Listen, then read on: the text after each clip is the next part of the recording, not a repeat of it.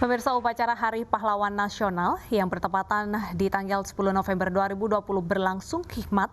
Upacara dipimpin langsung oleh Presiden Joko Widodo di Taman Makam Pahlawan Kalibata, Jakarta Selatan. Berbeda dari tahun sebelumnya, upacara Hari Pahlawan kali ini diwarnai dengan wabah virus corona, sehingga masyarakat diimbau untuk menaati protokol kesehatan saat menggaungkan semangat dan nilai kepahlawanan. Hari Pahlawan tahun 2020 bertemakan Pahlawanku Sepanjang Masa, memiliki arti perjuangan dan pengorbanan para pahlawan yang telah rela mempertaruhkan nyawa demi kedaulatan negara kesatuan Republik Indonesia. Setelah upacara selesai, Presiden membagikan bantuan berupa sembako untuk masyarakat di sekitar TMP Kalibata.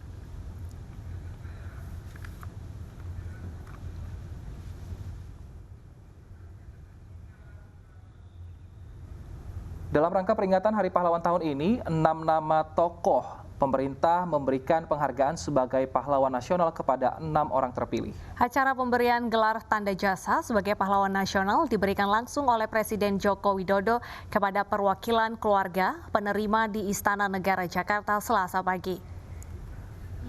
Kategori gelar pahlawan nasional tahun 2020 diberikan kepada Sultan Baabullah dari Provinsi Maluku Utara, Mahmud Singgire Rumagesan Raja Sekar dari Provinsi Papua Barat, Arnold Mononutu dari Provinsi Sulawesi Utara, Sultan Muhammad Amin Nasution dari Provinsi Sumatera Utara, dan Raden Matahir bin Pangeran Kusen bin Adi dari Provinsi Jambi. Mantan Kapolri pertama RI, Jenderal Polisi Purnawirawan Raden Said Sukanto Cokrodiatmojo dari Provinsi DKI Jakarta juga menerima gelar yang sama sebagai pahlawan nasional. Berdasarkan Undang-Undang Nomor 20 Tahun 2009 tentang gelar tanda jasa dan tanda kehormatan, syarat khusus untuk mendapat gelar pahlawan nasional adalah pernah berjuang melawan penjajah di wilayah NKRI yang gugur atau gugur demi membela bangsa dan negara.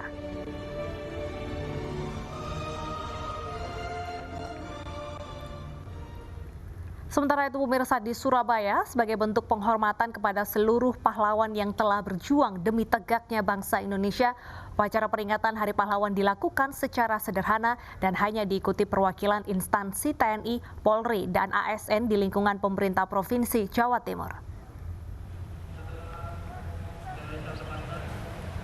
Bertepatan di halaman Tugu Pahlawan, bertindak sebagai inspektur upacara yaitu Gubernur Jawa Timur Khofifah Indar Parawansa. Gubernur Jawa Timur Khofifah dalam sambutannya menyebutkan ada perbedaan konteks. Dahulu pahlawan-pahlawan bersatu padu mengusir penjajah dari Republik Indonesia. Namun saat ini kita harus bersatu melawan kemiskinan, kebodohan, dan tugas kita membangun persaudaraan yang kuat dan melawan COVID-19. Ini adalah pahlawanku sepanjang masa. Artinya bahwa ada konteks yang berbeda. Dulu bagaimana merebut dan mempertahankan kemerdekaan dengan membawa senjata, berperang melawan musuh, berperang melawan penjajah. Hari ini perang kita adalah melawan kemiskinan. Hari ini perang kita adalah melawan keterbelakangan, melawan kebodohan. Dan tugas kita adalah membangun persatuan, membangun persaudaraan yang kuat. Dan hari ini antara lain tugas kita adalah melawan COVID-19. Pemirsa, 10 November diperingati sebagai Hari Pahlawan. Peringatan Hari Pahlawan berbeda di Bangka Belitung. Doa dan bunga diberikan kepada tenaga medis yang menjadi pahlawan kesehatan yang tengah berjuang melawan virus COVID-19.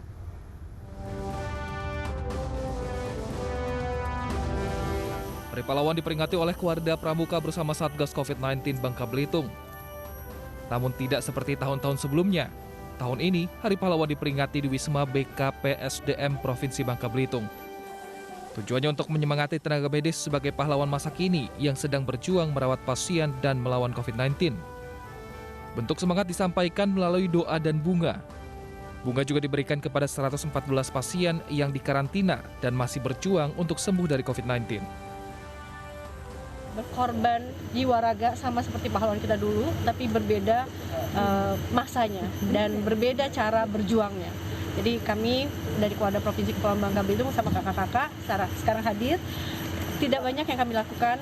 Kami memberikan buket merah putih berupa mawar.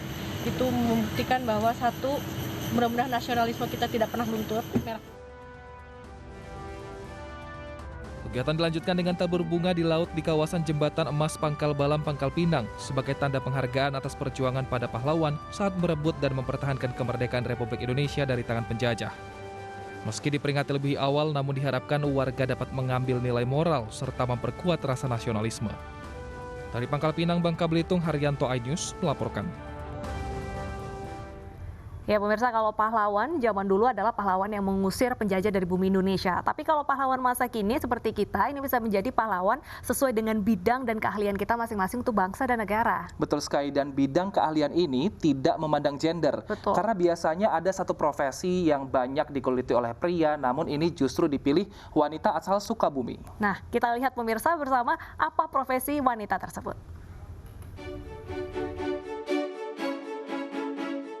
Tangguh. Inilah cerminan sosok seorang wanita yang bernama Siti Mariam. Wanita asal Sukabumi, Jawa Barat ini adalah anggota penyelamat di tim rescue aksi cepat tanggap MRI. 7 tahun sudah ia menggeluti profesi ini. Latihan dan pembinaan yang keras dijalani Siti guna menempa fisik dan mentalnya. Suka duka ia alami. Bak seorang pahlawan, Siti menyelamatkan ratusan orang yang terkena bencana. Yang sangat berkesan itu saat tugas di lapangan, saya bisa melihat mereka tersenyum kembali. Warga yang terdampak bencana bisa tersenyum kembali. Itu yang sangat berkesan. Namun di masa pandemi, di tengah keterbatasan jarak, ia tak berhenti memberikan kebaikan. Kita mengadakan pembagian masker, pembagian sembako, dan pembagian alat-alat kebersihan untuk di masjid. Berguna bagi bangsa dan negara adalah salah satu harapan Siti. Tekad Siti menjadi motivasi bagi rekan kerjanya. Yang dapat saya pelajari dari beliau itu, walaupun dia seorang wanita, tapi dia itu sangat kuat, tidak kalah dengan laki-laki, tidak bisa dikalahkan oleh laki-laki. Dia itu punya prinsip sendiri, sangat tangguh. Pokoknya apapun rintangannya bisa dia lewati. Itu yang sangat saya banggakan dengan beliau. Profesi Siti yang kerap mengancam jiwa tak menjadikan keluarga melarangnya. Dukungan dan doa terus mengalir dari orang-orang terkasihnya.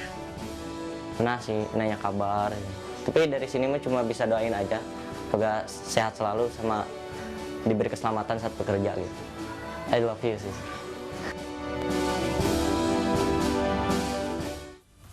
Pemirsa, jalur underpass Senen Extension Jakarta Pusat diuji coba selama 2 hari. Bagaimana dampaknya pada arus lalu lintas di sekitar sana? Usai jeda kami hadirkan informasinya.